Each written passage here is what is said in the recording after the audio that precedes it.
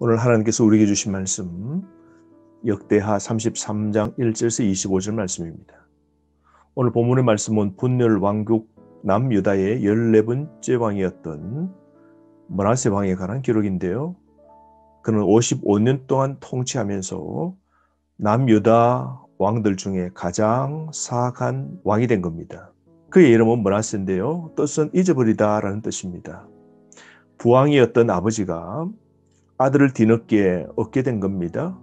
근데 그는 북이스라엘이 여로보암의 반역으로 망하였지만 북쪽에 있는 남아있는 자들과 북쪽의 영토를 회복하는 데 관심이 굉장히 많았던 히스기야 왕이었죠. 그래서 그 아들 이름을 북왕국 지파의 조상의 하나의 이름이었던 므낫세라는 이름을 딱 붙였는지도 모르겠습니다. 그러나 므낫세는 아버지 히스기야의 선정을 다 잊어버리고 가장 악한 왕이 된 것이죠. 아버지의 좋은 신앙을 따르지 않고 오히려 할아버지 아하스 왕의 악행을 따랐던 겁니다. 그래서 그가 저질렀던 악행은 다윗 왕조에서 전무후무한 것이 되었고 결국 남유다 멸망의 직접적인 원인을 제공하게 된 것이죠. 약 55년 동안 악을 땅에 가득 심었으니 남유다의 땅은 하나님이 떠난 땅이고 심판의 땅이고 우상의 땅이 된 것이죠. 2절 말씀 보십시오. 여호와 보시기에 악을 행하여 여호와께서 이스라엘 자손 앞에서 쫓아내신 이방 사람들의 가증한 일을 본받았습니다. 그래서 본받은 행위의 결과가 무엇이냐 하면 3절 말씀에 히스기야가 헐어버린 우상의 산당을 다시 세웠고 바알의 제단을 쌓고 이를 성신을 경배하는 제단도 쌓게 됩니다. 심지어 성전 안까지 이방 제단을 세우게 되는데요. 5절 말씀을 보시면 하늘의 이를 성신을 위한 제단들을 하나님의 전 마당에 세우게 됩니다.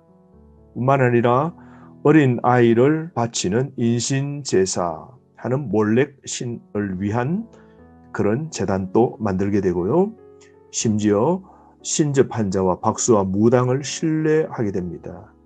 그러므로 악을 많이 행하여 하나님의 진노함을 받게 된 것이죠. 뿐만 아니라 그는 7절 말씀에 보시면 목상인 아세라상을 만들어 성전에 세워두게 됩니다. 이처럼 하나님을 모독하고 언약을 깨트리고 하나님의 약속을 폐기합니다. 제사장 나라의 정체성을 다 잃게 만들고 하나님이 성전에 계실 터인데 성전이 더러워지자 하나님이 떠나실 수밖에 없도록 만드는 악을 쌓은 왕이었습니다. 한 왕을 통하여서 백성들은 따라 우상을 섬기면서 온 유다 나라는 우상 숭배의 깊은 악의 길로 빠지게 됩니다. 9절 말씀에 보면 유다와 예루살렘 주민이 므낫세의 꾀임을 받고 악을 행한 것이 여호와께서 이스라엘 자손 앞에서 멸하신 모든 나라보다 더욱 심하였다라고 결과를 기록하고 있습니다. 악을 가장 많이 행하였죠. 그러므로 역대하에서는 좀 생략하고 있지만 열왕기하에서는 이 당시가 나라 역사 가운데 최악이었음을 자세히 설명하고 있는 것이죠. 하나님 모르는 이방인보다 더 악하게 살게 된 겁니다. 부친 히스기야 개혁을 완전히 수포로 돌아가게 만든 악한 왕이었습니다. 그러므로 왕이나 백성이나 모두가 사악함이 극도에 달하게 되었죠. 그러므로 하나님의 심판 외에는 없는 것이고 결국 죄로 인하여 징계를 받게 되는데요. 10절 말씀에 여호와께서 므낫세와 그의 백성에게 이르셨으나 그들이 듣지 아니하므로 하나님께서 깨달을 수 있도록 선지자와 사람들을 보내어 주었지만 강팍한 심령은 하나님의 바른 징계, 하나님의 책망을 거절한 것이죠. 그러므로 하나님의 심판을 받게 되는데요.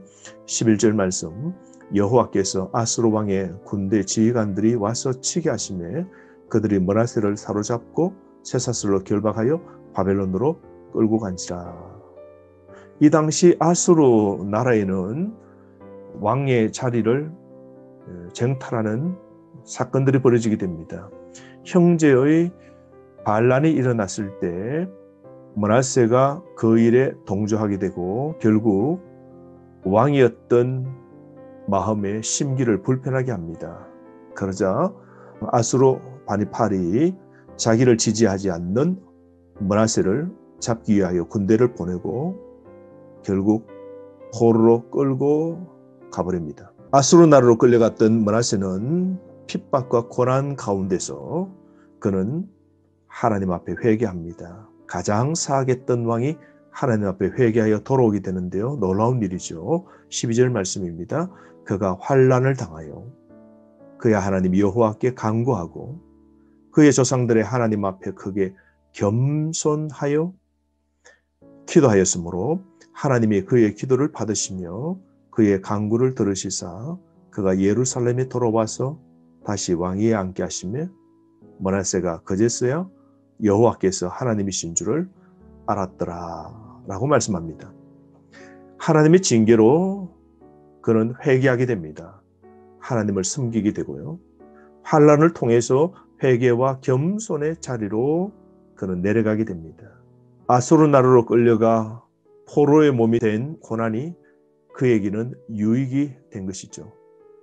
하나님의 징계로 그는 하나님을 찾게 된 겁니다. 환난을 당하자 하나님께 간구하고 겸비함을 갖추게 됩니다. 놀라운 것은 가장 악한 왕이 회개하자 하나님은 그에게 끝없는 자비와 용서를 베푸시고 다시 왕자에 앉게 하시는데요. 참 놀라운 것이죠. 환난이 이처럼 때론 우리에게 유익이 되는 겁니다. 사랑하는 성도 여러분, 아무리 악할지라도 회개하면 하나님은 회복시켜 주시는 겁니다. 오늘도 가망 없는 인생일지라도 하나님께 돌아오면 하나님께서는 은혜와 사랑을 우리에게 베풀어 주시는 겁니다. 므낫세같이 가장 악한 왕에게도 하나님의 은혜와 사랑에서 결코 제외되지 않음을 여러분 기억하시기를 바랍니다. 그러므로 회개하면 절망이 희망이 되는 겁니다. 이같이 하나님의 특별한 은혜는 오늘도 우리에게 있는 겁니다. 므낫세에게 은혜를 베푸신 하나님, 저와 여러분 우리에게도 동일한 은혜를 베푸시되 회개한다면 하나님은 우리에게 새로운 회복을 주시는 겁니다. 믿음이 있어야 겸손할 수 있는데요. 겸손도 내 힘으로 되는 것 아니라 하나님의 은혜로 된 것이죠. 그러므로 므낫세는 크신 하나님의 은혜를 입은 사람입니다. 완전히 바꾸어지고 감옥에서 회개했는데요. 그야말로 탕자처럼 아버지 집으로 다시 돌아온 왕이 된 겁니다. 므낫세가 노예로 끌려가 고난의 자리에 있으면서 그는 완전히 회개했는데요. 회개한 이후에 변화가 나타납니다. 14절 말씀에 그는 첫 번째로 국방을 견고하게 하고 15절 말씀부터 종교개혁을 시도하는데요. 신앙의 개혁의 모습들을 보게 됩니다. 우상의 제단을 부수고 하나님의 성전을 보수하고 그리고 온 백성들이 하나님 섬기도록 그렇게 명령합니다. 여러분, 므낫세 왕처럼 참된 회개는 참된 변화가 반드시 따라야 됩니다. 회개만 하고 이후에 변화된 행동이 없다면, 실천이 없다면 그 회개는 거짓 회개일 겁니다.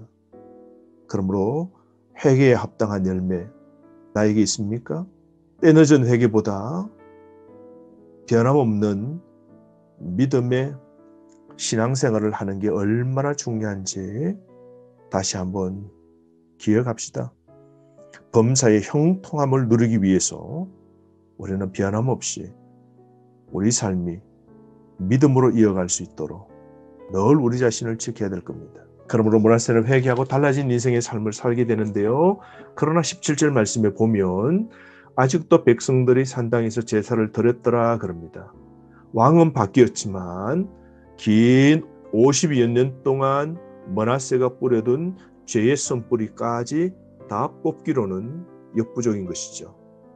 므낫세가 행한 악한 영향력까지는 다 지울 수가 없었던 겁니다.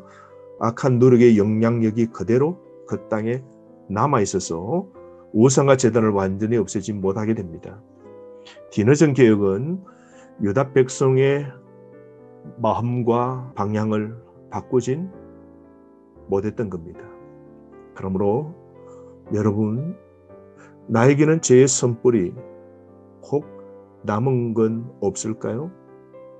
회개의 기회를 놓치지 말고 지금 내 속에 있는 남겨둔 죄 우리는 끊어버려야 됩니다.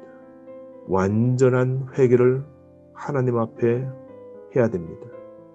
그럴 때 하나님의 은혜를 받고 회복을 얻을 수 있는 것이죠. 므낫세가 죽고 난 후에 그의 아들 아몬이 통치를 하게 되는데요. 15번째 왕 아몬은 2년을 통치하게 되는데 21절부터 25절까지 나와 있습니다. 2년 만에 그는 신하에게 암살을 당하게 되는데요. 그는 악한 왕으로 기록됩니다. 완악함을 버리지 못하고 악을 그대로 답습하게 되는데요. 우상들을 다시 끌어들이게 되고 끝까지 하나님께 돌아오지 않게 됩니다. 22절 말씀 보면 그의 아버지 므낫세의 행함같이 여호와 보시기에 악을 행하여 아몬이 그의 아버지 므낫세가 만든 아로색인 모든 우상에게 제사하며 섬겼다라고 그럽니다. 그가 하나님 앞에 심판받아 신하에게 죽게 되는데요. 그 이유가 23절입니다. 아몬이 그의 아버지 므낫세가 스스로 겸손함같이 여호와 앞에서 스스로 겸손하지 아니하고 더욱 범죄했기 때문이라고 그러죠. 여러분, 오만함을 꺾지 않으면 결국 하나님의 심판으로 멸망하게 됩니다. 그러므로 그는 신하의 반역으로 궁정에서 죽게 됩니다. 반역을 당하여 죽었던 것은 아마 친아수르 정책을 펼치는 아몬 왕에게 반아수르 정책을 펼치는 신하들에 의해서 모반당했을 겁니다. 아니면 아마 아몬이 장남이 아니라서 왕실 내에 파벌 싸움의 원인으로 아마 이렇게 살해당했는지도 모르겠습니다.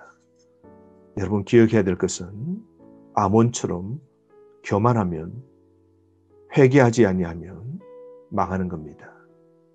우리 인생은 거둘 게 없게 됩니다. 하나님 앞으로 돌아가는 게 얼마나 중요한지요. 오늘도 우리 스스로를 살펴보고 우리 속에 죄의 선뿌리는 없는지 다시 한번 살펴봅시다. 때늦은 회개일지라도 하나님은 넉넉한 은혜를 베푸시고 므낫세에게 살 길을 주시고 회복의 기회를 주신 것처럼 오늘 하나님께로 돌아갑시다. 므낫세처럼 늦더라도 회개하는 지금이 가장 빠른 길임을 알고 하나님께로 돌아가는 은혜만 있기를 바랍니다. 오늘 하루도 주님의 말씀 붙잡고 승리하시기를 바랍니다.